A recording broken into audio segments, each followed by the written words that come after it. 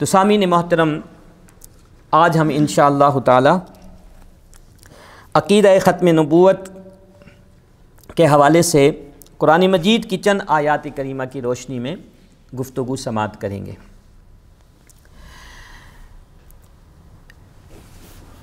چونکہ اس عقیدے کا تعلق نبی اور رسول کے ساتھ ہے، جب ہم کہتے ہیں کہ یہ جو عقیدہ ہے عقیدہ ختم نبوت، تو اس کا عام فہم مفہوم کیا ہوتا ہے؟ اس کا عام فہم مفہوم یہ ہے کہ اللہ تعالیٰ نے حضرت آدم علیہ السلام کے ذریعے سے نبوت و رسالت کا جو سلسلہ شروع فرمایا، اور یہ سلسلہ سالوں تک چلتا رہا، ہزاروں سالوں تک۔ اس سلسلے کو جناب محمد مصطفیٰ صلی اللہ علیہ وآلہ وسلم کی ذات گرامی پر ختم فرما دیا۔ یعنی اب محمد صلی اللہ علیہ وسلم کے بعد کسی بھی حیثیت میں، اس پر غور کیجئے گا، کسی بھی حیثیت میں نہ تشریعی کے معنی ہے صاحب شریعت، نہ تشریعی طور پر، نہ غیر تشریعی، غیر صاحب شریعت، نہ ہی ذلی۔ مرزا قادیانی نے یہ ایک شوشہ چھوڑا، ذل عربی میں سائے کو کہا جاتا ہے، عکس کو بھی کہا جاتا ہے۔ اس نے کہا کہ اگر کوئی امتی خوب عبادت کرے تو عبادت کرتے کرتے، نیکیاں کرتے کرتے اس درجے تک پہنچ جاتا ہے، اس درجے تک پہنچ جاتا ہے کہ وہ ذلی طور پر نبی بن جاتا ہے، یعنی اس پر نبوت کا ریفلیکشن ہو جاتا ہے، عکس آ جاتا ہے۔ بات سمجھ میں آئی؟ تو یہ شوشہ بھی چھوڑتے ہیں ہمارے سادہ لوح مسلمان۔ بعض اوقات ان کے اس دھوکے میں آ جاتے ہیں کہ یار یہ نبی تو نہیں کہہ رہے ہیں، یہ نبی کی طرح کہہ رہے ہیں، جس طرح شیشے میں ہم اپنے آپ کو دیکھتے ہیں۔ ایک تو ہماری حقیقت ہوتی ہے اور ایک ریفلیکشن جو سامنے ہمیں حقیقت میں وہ اس طرح ورگلانے کی کوشش کرتے ہیں۔ حالانکہ ہم آگے جا کر دیکھیں گے کہ وہ اس قدر پاگل انسان اور عقل و فہم سے عاری انسان تھا کہ اس نے مختلف زمانوں میں مختلف قسم کے دعوے کیے، اس کو چین ہی نہیں آتا تھا، کبھی کچھ کہتا کبھی کچھ کہتا، اور بالآخر اس نے کہہ دیا میں تو محمد ہی ہوں معاذ اللہ۔ تو بعض اوقات یہ لوگ قادیانی باطل مذہب کے جو لوگ ہیں وہ یہ کہتے ہوئے بھی پھریں گے، وہ دکھائیں گے یہ کہ وہ تو اپنے آپ کو حقیقی نبی نہیں، وہ ذلی یا بروزی نبی کہہ رہے ہیں۔ تو میں نے یہ عرض کیا کہ محمد صلی اللہ علیہ وسلم کے بعد کوئی بھی نہ ہی ذلی، نہ بروزی، نہ حقیقی اور نہ ہی غیر حقیقی، کسی بھی حیثیت میں نہ کوئی نبی آئے گا اور نہ کوئی رسول آئے گا۔ سلسلہ ختم۔ اور یہ بالکل لاجیکل بات ہے۔ اگر ہم لاجیکلی بھی دیکھیں، ہمارے نوجوان ساتھی بیٹھے ہیں ان کے لیے خاص طور پر، کہ لاجیکلی بھی دیکھیں تو اٹ از پروفڈ، کیونکہ جو بھی چیز جس کی ابتدا ہوتی ہے اس کی انتہا بھی ہوتی ہے۔ دنیا میں ہر شے کی ابتدا اور انتہا ہے۔ اللہ کی ذات وہ پاک ہے، لیکن باقی جتنی بھی چیزیں ہیں اس کی ابتدا ہوگی تو اس کی اور جو ابتدا کرتا ہے وہی انتہا بھی کرتا ہے۔ تو اللہ نے آدم علیہ السلام سے نبوت و رسالت کی ابتدا کی، تو پھر ہمیں ماننا پڑے گا کہ اب اس کی انتہا بھی ہوگی نا، لاجیکل بات کر رہا ہوں۔ ابھی قرآن کی آیات تو ہم سنیں گے کہ جب نبوت و رسالت کی ابتدا ہوئی تو لاجیکلی اس کی انتہا بھی ہوگی، تو اس انتہا کو اللہ نے بیان فرما دیا کہ ما کان محمد ابا احد من رجالکم ولکن رسول اللہ وخاتم النبیین، کہ محمد صلی اللہ علیہ وسلم تمہارے مردوں میں سے کسی کے باپ نہیں ہیں۔ اس کا پس منظر کیا ہے، اس کا شان نزول کیا ہے، ہم سنیں گے، لیکن اللہ کے رسول ہیں اور نبیوں کے سلسلے کو ختم کرنے والے ہیں۔ تو پہلی بات تو عقیدہ ختم نبوت کے حوالے سے ہمارے ذہن میں یہ سادہ سا مفہوم ہونا چاہیے۔ اور آج کے زمانے میں جو لوگ مجھے سن رہے ہیں زوم کے ذریعے سے، جو آپ تشریف فرما ہیں، آپ اپنے بچوں کو کوئی بھی تعلیم دیں، آپ انجینئر بنائیں، آپ ڈاکٹر بنائیں، آپ انہیں کسی اور شعبے میں بھیجیں، اسلام نہیں منع کرتا۔ اسلام سے بڑھ کر کشادگی کسی اور مذہب میں، دین میں نہیں ہے، یہ ایک جامع دین ہے۔ لیکن آپ اپنے بچوں کو موجودہ حالات کے پیش نظر یہ ضرور بتائیں کہ عقیدہ ختم نبوت ہے کیا، اس کا سادہ مفہوم ان کے ذہنوں میں بیٹھائیں۔ تو نہ کوئی نبی آئے گا اور نہ کوئی رسول، اور یہ لاجیکلی پروو ہے، یہ بات بالکل لاجیکلی پروو ہو چکی ہے کہ یہ عقیدہ ختم نبوت غیر منطقی نہیں ہے، غیر عقلی نہیں ہے۔ عقل کا بھی تقاضا یہی ہے کہ جس کی ابتدا ہوتی ہے اس کی انتہا ہونی چاہیے، اور اس کی انتہا ہو چکی ہے، اور وہ انتہا ہم سب کے پیارے نبی جناب محمد عربی صلی اللہ علیہ وسلم کی ذات گرامی میں ہو چکی ہے۔ پھر نبی اور رسول میں فرق کیا ہے، یہ بھی آپ کے ذہن میں بات ہونی چاہیے۔ بعض ہمارے علماء نے کہا کہ دونوں مترادفات ہیں، دونوں کا ایک ہی مفہوم ہے، ایک ہی معنی ہے، لیکن جمہور اہل سنت و جماعت کے نزدیک نبی اور رسول میں فرق یہ ہے کہ رسول اللہ تعالیٰ کے اس برگزیدہ بندے کو کہا جاتا ہے جسے اللہ تعالیٰ نے لوگوں کی رشد و ہدایت کے لیے، کس کے لیے؟ لوگوں کی رشد و ہدایت کے لیے، لوگوں کے عقائد، اعمال، معاملات کو درست کرنے کے لیے نئی شریعت یا نئی کتاب دے کر دنیا میں بھیجا ہو، وہ رسول ہے۔ اور نبی عام ہے کہ نبی وہ بھی اللہ کی طرف سے بھیجے ہوئے ہوتے ہیں، لیکن ان کے لیے نئی شریعت یا نئی کتاب کے ساتھ آنا ضروری نہیں ہے، وہ سابقہ جو رسول ہیں ان کی لائی ہوئی شریعت کے مطابق اپنی قوم میں تبلیغ فرماتے تھے۔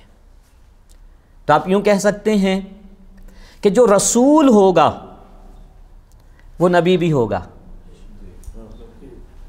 رسول خاص ہے، جو رسول ہوگا وہ نبی بھی ہوگا، لیکن ہر نبی کا رسول ہونا ضروری نہیں۔ سمجھ میں آ گئی بات؟ تو یہ نہ، تو آپ عام لفظوں میں یوں کہہ سکتے ہیں کہ رسول اس ہستی کو کہتے ہیں کہ جو اللہ کی طرف سے بھیجے گئے اور نئی شریعت و نئی کتاب کے ساتھ، اور نبی وہ ہیں کہ جو صاحب کتاب نہ ہوں، اور یعنی ان کے لیے صاحب کتاب ہونا ضروری نہیں ہے، رسول ہیں تو وہ نبی بھی ہیں۔ تو اس بات کو جاننے کے بعد اب ہم آتے ہیں قرآن مجید کی چند آیات کریمہ کی طرف۔ ان میں سب سے مشہور آیت تو وہی ہے، ہم میں سے ہر ایک پر یہ لازم ہے، ہر ایک پر، کہ ہم خود بھی اس آیت کریمہ کو زبانی یاد کریں اور اپنے بچوں کو، اپنی خواتین کو، اپنے متعلقین کو بھی یہ آیت کریمہ زبانی یاد کرائیں۔ اور صرف آیت کریمہ کو یاد نہ کریں بلکہ اس آیت کریمہ کا ترجمہ، اس کا مفہوم، اس کا پس منظر اور اس کا شان نزول بھی ہمارے ذہنوں میں ہونا چاہیے، کیونکہ وہ اسی کے ذریعے سے غلط تشریح کر کے بہکانے کی کوشش کرتے ہیں، ایمان پر ڈاکہ ڈالنے کی کوشش کرتے ہیں۔ تو سب سے پہلی آیت کریمہ سورہ احزاب کی ہے، جس میں اللہ رب العزت نے ارشاد فرمایا، ما کان محمد ابا احد من رجالکم ولکن رسول اللہ وخاتم النبیین، کہ محمد صلی اللہ علیہ وسلم تمہارے مردوں میں سے کسی کے باپ نہیں ہیں۔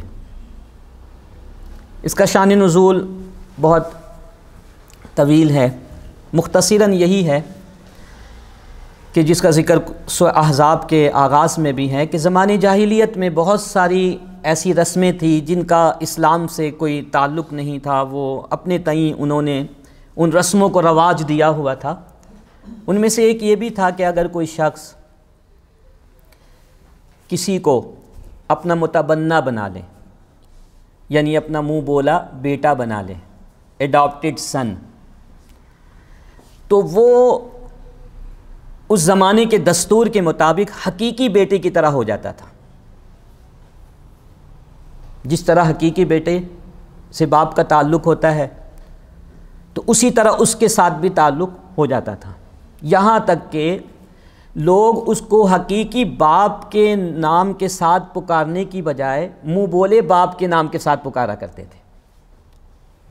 وراثت میں اس کو حصہ ملتا، یا حقیقی بیٹے نے اپنی بیوی کو طلاق دے دی، اس صورت میں جو حقیقی باپ ہے اس مطلقہ یا بیوہ سے نکاح نہیں کر سکتا۔ تو یہی معاملہ وہ متبنہ ایڈاپٹڈ سن کے حوالے سے بھی کیا کرتے تھے۔ تو اسلام میں اس کی نفی کر دی گئی کہ بیٹا تو وہی ہے جو آپ کا حقیقی ہے، جو آپ کا نسبی بیٹا ہے۔ یہ منہ بولے بیٹے کا معاملہ انہوں نے اپنی طرف سے بنایا ہوا ہے، اور اللہ تعالیٰ نے ایسا کوئی حکم نہیں دیا۔ رب کائنات نے فرمایا کہ وَمَا جَعَلَ أَدْعِيَاءَكُمْ أَبْنَاءَكُمْ، اور اللہ تعالیٰ نے تمہارے منہ بولے بیٹوں کو تمہارا بیٹا قرار نہیں دیا۔ ذَلِكَ قَوْلُكُمْ بِأَفْوَاهِكُمْ، یہ تمہاری اپنی باتیں ہیں، یہ تمہاری طرف سے افواہیں ہیں۔ جیسے آج کل ہم بھی بہت سارے معاملات میں مادر پدر آزاد اپنے تئیں رسم و رواج کو پیش نظر رکھ کر جو چاہتے ہیں اختراع کر لیتے ہیں، بنا لیتے ہیں، اسی پر ساری زندگی گزر رہی ہوتی ہے۔ کہا کہ یہ تمہاری اپنی باتیں ہیں، اللہ نے تو ایسا نہیں قرار دیا کہ جو تمہارے منہ بولے بیٹے ہیں تمہارے حقیقی بیٹے کی طرح ہو گئے۔ اس سے بہت سارے مسائل تھے، وراثت کے، نکاح کے، طلاق کے، اسی طرح کے۔ واللہ یقول الحق، اور اللہ تعالی حق باتیں ارشاد فرماتا ہے۔ وہو یہدی السبیل، اور وہ سیدھی راہ کی ہدایت دیتا ہے۔ لہٰذا ادعوہم لآبائہم، ان کو ان کے حقیقی باپوں کے نام کے ساتھ پکارا کرو۔ گویا کہ اسلام نے اس کی جڑوں کو کاٹ کے رکھ دیا۔ رسول اللہ صلی اللہ علیہ وسلم کے گھر مبارک میں ایک آپ کے آزاد کردہ غلام حضرت زید بن حارثہ رضی اللہ تعالیٰ عنہ بھی رہتے تھے، جن کو حضور علیہ الصلاۃ والتسلیم نے اپنا منہ بولا بیٹا قرار دیا تھا۔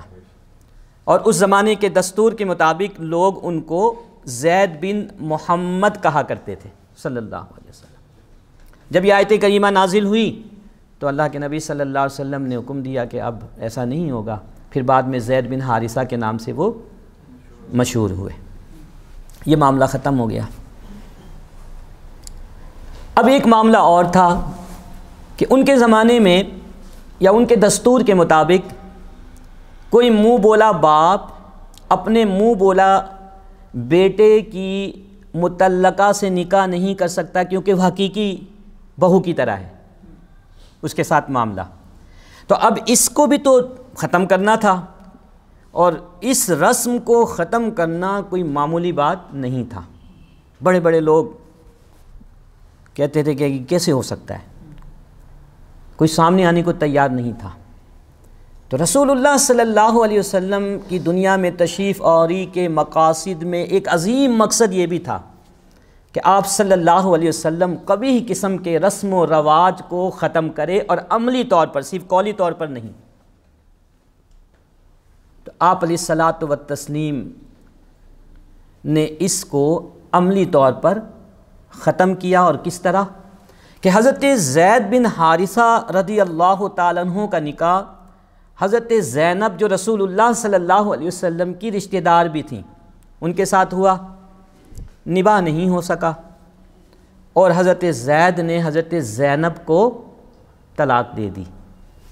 اللہ رب العزت نے قرآن مجید فرقان حمید میں باقاعدہ آیت کریمہ کو نازل کی، اور جناب رسول اللہ صلی اللہ علیہ وسلم کو حکم ارشاد فرمایا کہ وہ زینب کے ساتھ نکاح کر لے، تاکہ یہ جو رسم ہے کبھی رسم، یہ عملی طور پر ختم ہو جائے، اور نبی کریم علیہ السلام کی سیرت میں اس کی مثال موجود ہو۔ اللہ نے کہا زوجناکہا، ہم نے ان کا نکاح اے محبوب صلی اللہ علیہ وسلم آپ کے ساتھ کر دیا۔ جناب جب یہ معاملہ ہوا تو واویلا مچ گیا، موقع کی تلاش میں تو رہتے تھے کہ کوئی موقع ملے اور رسول اللہ صلی اللہ علیہ وسلم کے حوالے سے غلط فہمیاں معاشرے کے اندر لوگوں میں پھیلائیں۔ شور مچ گیا کہ دیکھو محمد صلی اللہ علیہ وسلم نے اپنے منہ بولے بیٹے کی مطلقہ سے نکاح کر لیا،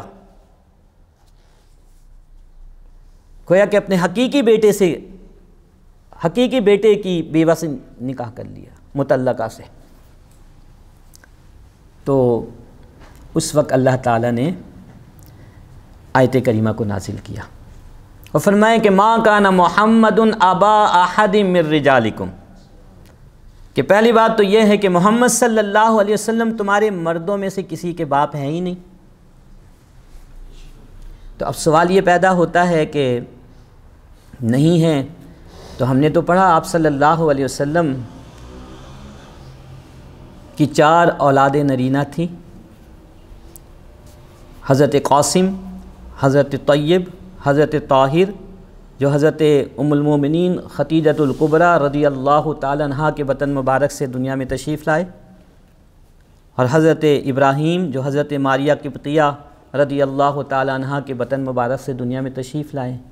تو پھر قرآن کہہ رہا ہے کہ مردوں میں سے کسی کے باپ نہیں، تو بالکل صحیح، قرآن کا قول بالکل صحیح، کیونکہ عربی میں بچوں کے لیے جو لفظ استعمال ہوتا ہے وہ طفلن، کیا طفلن کی نفی نہیں کی گئی، چائلڈ اور چلڈرن، نفی کی گئی ہے رجال جو کہ رجلن کی جمع ہے جس کے معنی ہے مرد۔